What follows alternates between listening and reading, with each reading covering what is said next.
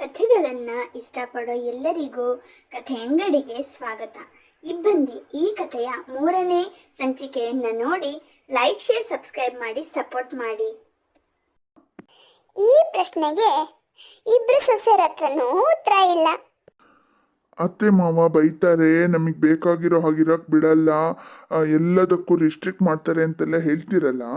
ನಿಮ್ಮ ಅಪ್ಪ ಅಮ್ಮನು ಹಾಗೆ ಮಾಡ್ತಿದ್ರು ಅಲ್ವಾ ನಿಮಗೆ?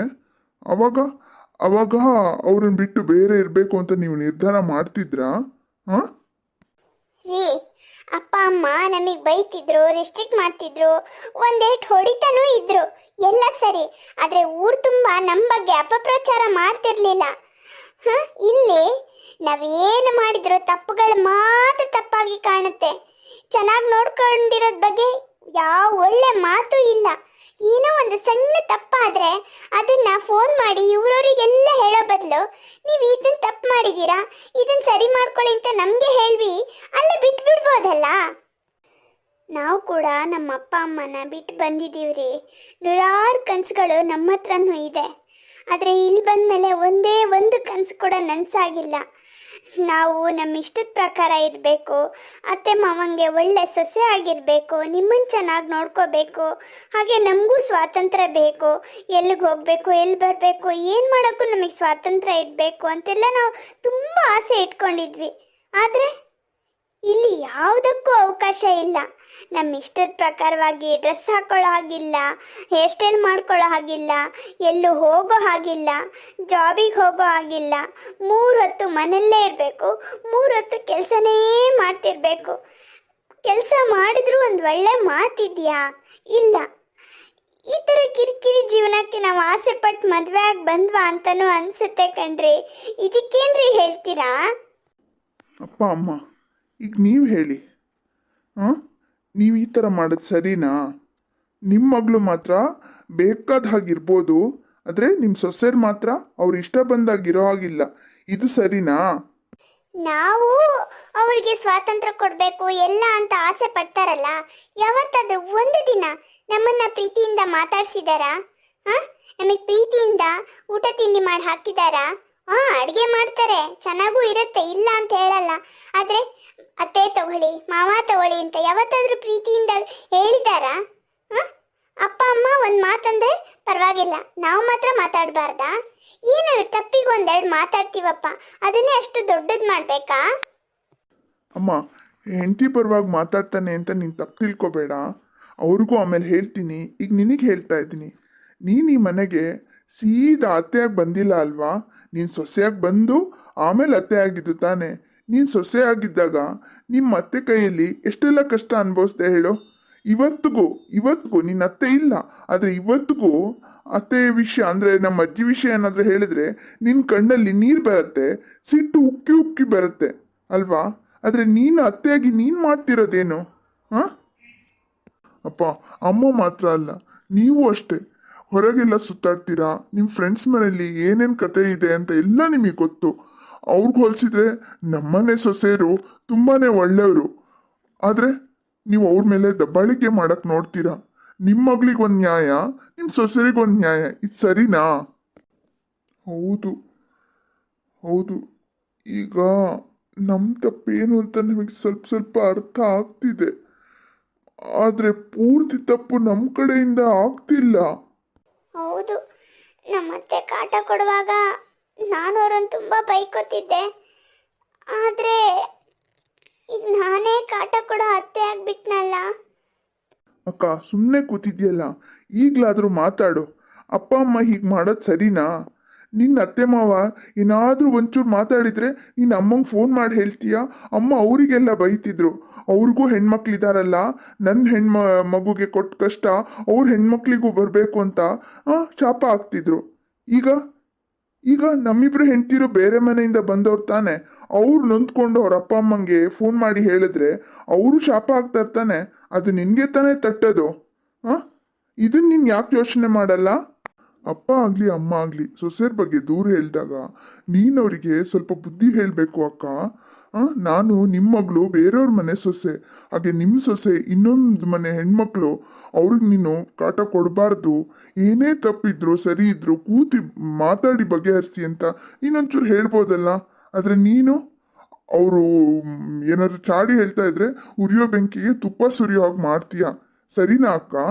ನಿನಗೆ ಒಂದ್ 4 ತಿಂಗಳು ಅಪ್ಪ ಅಮ್ಮನ ನೋಡ್ಕೊಳಕ್ಕಾಗಲ್ಲ, ಇನ್ ಇವರು ಜೀವನ್ ಪೂರ್ತಿ ಅವ್ರನ್ನ ನೋಡ್ಕೋಬೇಕು ಅಂತ ನೀನು ಹೇಳ್ತೀಯಲ್ಲ, ಇದು ಯಾವ ನ್ಯಾಯ ಹೇಳು? ಹೌದು, ನಿಮ್ಮ ಮಾತು ನಿಜ ಕಣ್ರೋ. ನಿಮ್ಮ 4 ಜನರಿಗಿಂತ ನಾನು ವಯಸ್ಸಲ್ಲಿ ದೊಡ್ಡೋಳು, ಆದರೆ ನಾನೇ ಅರ್ಥ ಮಾಡ್ಕೊಂಡಿಲ್ಲ. ನಂದು ತಪ್ಪಾಯಿತು, ಸಾರಿ. ನಮ್ಮಿಬ್ರು ಗಂಡಂದ್ರು ನಮ್ಮ ಪರವಾಗೇ ಮಾತಾಡಿದ್ರು, ಈಗ್ಲಾದ್ರೂ ಅವ್ರಿಗೆ ಅರ್ಥ ಆಯ್ತಲ್ಲ ಅಂತ ಖುಷಿ ಪಡ್ಬೇಡಿ. ನೀವು ಮಾಡೋದೇನು? ಹಾ, ನಿಮ್ಮ ತವ್ರ ಮನೆಯಲ್ಲಿ ನಿಮ್ಮ ಅಣ್ಣ ತಮ್ಮಂದ್ರ ಹೆಂಡ್ತಿರು ನಿಮ್ಮ ಅಪ್ಪ ಅಮ್ಮನ ಚೆನ್ನಾಗಿ ನೋಡ್ಕೋಬೇಕು, ಅವ್ರು ಅಂದಿದ್ದೆಲ್ಲ ಅವ್ರು ಅನ್ನಿಸ್ಕೋಬೇಕು, ಅವ್ರ ಸೇವೆ ಮಾಡಬೇಕು. ನೀವು ಮಾತ್ರ ಇಲ್ಲಿ ನಿಮ್ಮ ಇಷ್ಟ ಬಂದ ಹಾಗಿರ್ಬೇಕು ಅಲ್ವಾ? ಏಟಿಗೆ ಎದ್ರೇಟು ಅನ್ನೋ ಹಾಗೆ ಅವ್ರೇನಾದ್ರೂ ಹೇಳಿದ್ರೆ ಅದು ಹಾಗಲ್ಲ ಹೀಗೆ ಅಂತ ಹೇಳೋ ಬದಲು ಮಾತಿಗೆ ಮಾತು ಬೆಳೆಸ್ತೀರಾ. ಅದ್ರ ಬದಲು ಸ್ವಲ್ಪ ಹೊತ್ತು ಮೌನ ವಹಿಸಿ ನಿಧಾನಕ್ಕೆ ಮಾತಾಡಿದ್ರೆ ಮನೆಯಲ್ಲಿ ಎಷ್ಟು ಶಾಂತಿ ನೆಲೆಸುತ್ತೆ ಸ್ವಲ್ಪ ಯೋಚನೆ ಮಾಡಿ. ಅವರು ಹಳೆ ಕಾಲದವರು, ನಿಮ್ಮಷ್ಟು ವಿದ್ಯಾ ಬುದ್ಧಿ ಅವರಿಗಿಲ್ಲ, ನಿಮ್ಮಷ್ಟು ಲೋಕಜ್ಞಾನನೂ ಇಲ್ಲ. ನಮ್ಮಮ್ಮ ಏನು ಗೊತ್ತಾ, ಚಿಕ್ಕ ವಯಸ್ಸಲ್ಲೇ ಮದುವೆ ಆಗಿ ಈ ಮನೆಗೆ ಸೊಸೆಯಾಗಿ ಬಂದವರು. ಅವ್ರ ಅತ್ತೆ ಕೈಯಲ್ಲಿ ಅವ್ರು ತುಂಬಾನೇ ಕಷ್ಟಪಟ್ಟಿದ್ದಾರೆ. ಬರೀ ಅವ್ರ ಜೀವನ ಹೇಗಾಯ್ತು ಅಂದ್ರೆ ಮನೆ ಸಂಸಾರ ಮಕ್ಕಳು ಬೆಳವಣಿಗೆ ಅದು ಇದು ಇದ್ರಲ್ಲೇ ಕಳೆದೋಯ್ತು. ಅವ್ರಿಗೆ ಅಂತ ಅವ್ರ ಸಮಯ ಮೀಸಲಾಗಿ ಇಡ್ಲೇ ಇಲ್ಲ, ಹೊರಗೆಲ್ಲೂ ಹೋಗ್ಲೇ ಇಲ್ಲ. ಮೊದಲು ಅವ್ರ ಅತ್ತೆ ಮಾವ ಅಂದ್ರೆ ನಮ್ಮ ಅಜ್ಜಿ ತಾತ ನೋಡ್ಕೊಳ್ಳೋದು ಅಂತಾಯ್ತು, ನಾವು ಚಿಕ್ಕವರು ಅಂತಾಯ್ತು, ನಮ್ಮ ಎಜುಕೇಶನ್ನು ಅಂತಾಯ್ತು. ಹಾಗಾಗಿ ಅವ್ರ ಪಾಪ ಟ್ರಿಪ್ಪು ಟೂರ್ ಹೋಗ್ಲಿ ಮದ್ವೆ ಮುಂಜಿಗೂ ಹೋಗಕ್ ಆಗ್ತಿರ್ಲಿಲ್ಲ. ಈಗ ಅವರಿಗೆ ನಿಮ್ಮಷ್ಟು ಲೋಕಜ್ಞಾನ ಇಲ್ಲ. ಅಂದ್ರೆ ಯಾವ್ದು ಸರಿ ಯಾವ್ದು ತಪ್ಪು ಅಂತ ನಿಮ್ಮ ಹಾಗೆ ನಾಜೂಕಾಗಿ ಹೇಳ್ಬೇಕು ಅಂತ ಅವ್ರಿಗೆ ಗೊತ್ತಾಗಲ್ಲ. ಮನ್ಸಿಗೆ ಅನ್ಸಿದನ್ನು ಹೇಳ್ಬಿಡ್ತಾರೆ. ಹಾಗಂತ ನಿಮ್ಮ ಮೇಲೆ ಪ್ರೀತಿ ಇಲ್ಲ ಅಂತ ಅಲ್ಲ, ತುಂಬಾ ಪ್ರೀತಿ ಇದೆ. ನಿಮ್ಗೆ ಗೊತ್ತಲ್ವಾ, ಅಮ್ಮ ಅವ್ರ ಒಡವೆನ ಇದು ನನ್ನ ದೊಡ್ಡ ಸೊಸೆಗೆ ಇದು ನನ್ನ ಚಿಕ್ಕ ಸೊಸೆಗೆ ಅಂತ ಈಗಲೇ ಪಾಲ್ ಮಾಡಿಟ್ಟಿದ್ದಾರೆ. ಇಷ್ಟೆಲ್ಲ ಅವ್ರು ಕಷ್ಟಪಟ್ಟು ಗೋಳಾಟ ಮಾಡಿದ್ ಯಾರಿಗೋಸ್ಕರ? ಮಕ್ಳಿಗೋಸ್ಕರ ಅಲ್ವಾ? ನಿಮ್ಮ ಅಪ್ಪ ಅಮ್ಮ ಒಂದೆರಡು ಮಾತಾಡಿದ್ರೆ ಅವರು ಸೊಸೆರು ಹಾಗೆ ಮಾಡ್ತಾರೆ ಹೀಗೆ ಮಾಡ್ತಾರೆ ಅಂತ ನೊಂದ್ಕೊಂಡು ನಿಮ್ಮ ಹತ್ರ ಹೇಳಿದ್ರೆ ನಿಮ್ಗೆ ಚುರ್ರನ್ನತ್ತೆ. ಹಾಗೆ ತಾನೇ ನಮ್ಗೂನು. ಹೌದು ರೀ, ತಪ್ಪು ಅವ್ರ ಕಡೆಯಿಂದ ಮಾತ್ರ ಅಲ್ಲ, ನಮ್ಮ ಕಡೆಯಿಂದನೂ ತಪ್ಪಾಗಿದೆ. ನಾವು ಬರೀ ಅವ್ರ ತಪ್ಪನ್ನು ಮಾತ್ರ ಹುಡುಕ್ತಿದ್ವಿ, ಅವರಲ್ಲಿರೋ ಒಳ್ಳೆತನನ ಗುರುತಿಸಕ್ಕೆ ನಮ್ಮ ಕೈಲಿ ಸಾಧ್ಯ ಆಗಲೇ ಇಲ್ಲ. ಅಂದರೆ ಯಾಕೆ ಸಾಧ್ಯ ಆಗಲಿಲ್ಲ ಅಂದರೆ ನಮ್ಮಲ್ಲೂ ಸ್ವಲ್ಪ ಕೆಟ್ಟತನ ಇತ್ತು ಅಂತ ಆಯಿತು. ಅದನ್ನು ನಾವು ಸರಿಪಡಿಸ್ಕೋತೀವಿ ರೀ. ಹೌದು ರೀ, ನಮ್ಮ ಕಡೆಯಿಂದನೂ ತಪ್ಪಾಗಿದೆ. ಈಗ ನನಗೆ ಅರ್ಥ ಆಗ್ತಿದೆ.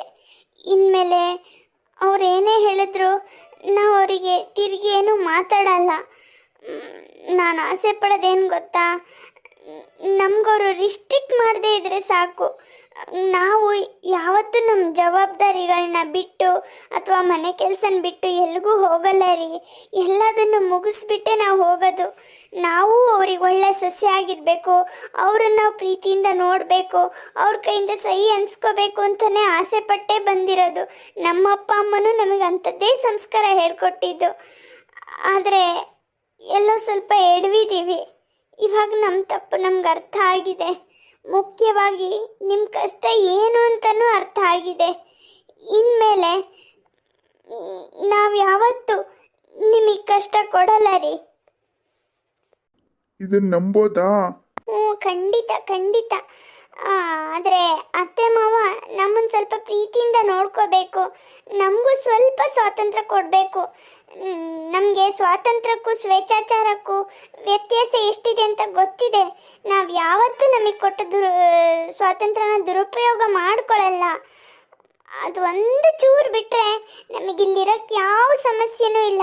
ನಾವು ಅತ್ತೆ ಮಾವನ ಚೆನ್ನಾಗಿ ನೋಡ್ಕೋತೀವಿ, ಹಾಗೆ ನಿಮಗೂ ಖುಷಿಯಾಗಿರೋದಕ್ಕೆ ಇರೋ ಹಾಗೆ ನಾವು ನೋಡ್ಕೋತೀವಿ.